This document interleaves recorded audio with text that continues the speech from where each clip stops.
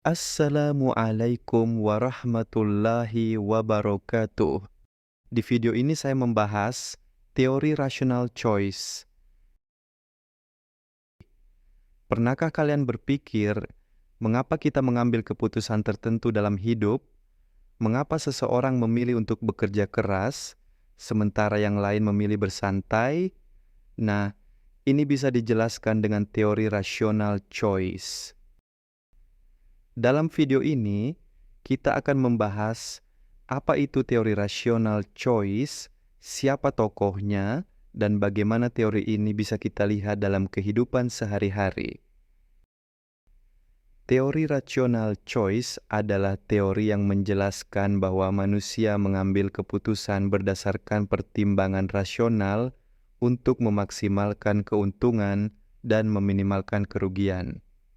Tokoh utama James Coleman dan Gary Becker adalah dua tokoh penting dalam teori ini.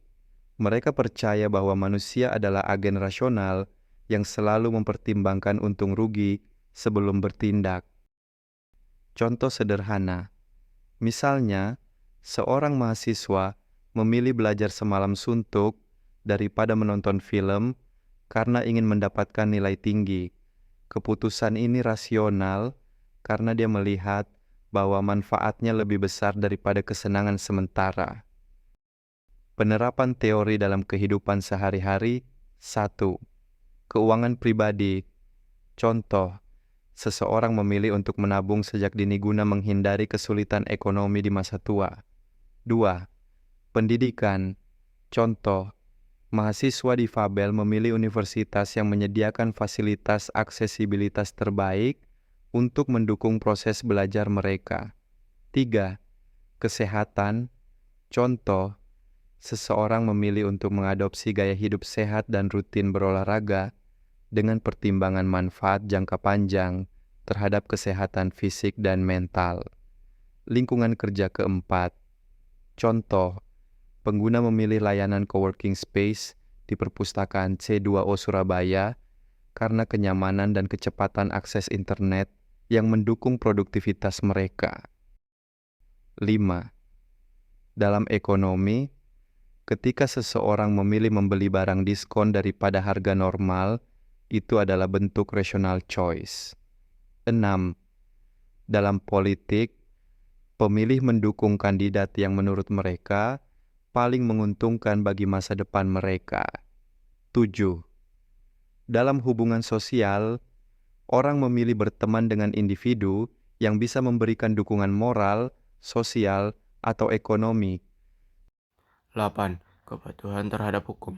Contoh, seorang individu memilih untuk memenuhi peraturan lalu lintas, seperti berhenti di lampu merah karena mempertimbangkan resiko mendapatkan denda atau sanksi jika melanggar. Namun, teori ini juga punya kelemahan. Tidak semua keputusan manusia dibuat secara rasional karena ada faktor emosi, budaya, dan intuisi yang seringkali mempengaruhi pilihan kita. Meskipun begitu, teori rational choice tetap menjadi salah satu teori penting dalam memahami perilaku manusia. Jadi, sekarang kita tahu bahwa banyak keputusan yang kita ambil sehari-hari sebenarnya didasarkan pada pemikiran rasional. Teori ini juga menghadapi kritik karena tidak selalu mempertimbangkan faktor-faktor non-rasional seperti emosi, norma sosial, dan budaya yang dapat mempengaruhi keputusan individu.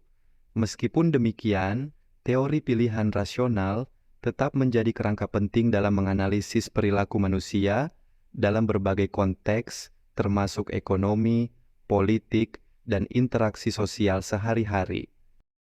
Kesimpulan, teori pilihan rasional mengasumsikan bahwa individu bertindak berdasarkan pertimbangan rasional untuk memaksimalkan keuntungan dan meminimalkan kerugian. Teori ini menekankan bahwa setiap tindakan didasarkan pada pilihan-pilihan yang rasional, di mana individu mempertimbangkan informasi yang tersedia untuk mencapai tujuan mereka. Dengan memahami teori pilihan rasional, kita dapat lebih menyadari alasan di balik keputusan yang kita ambil sehari-hari. Apakah keputusan Anda lebih sering didasarkan pada pertimbangan rasional atau faktor lainnya? Bagikan pendapat Anda di kolom komentar. Jangan lupa like, share, dan subscribe untuk pembahasan teori lainnya.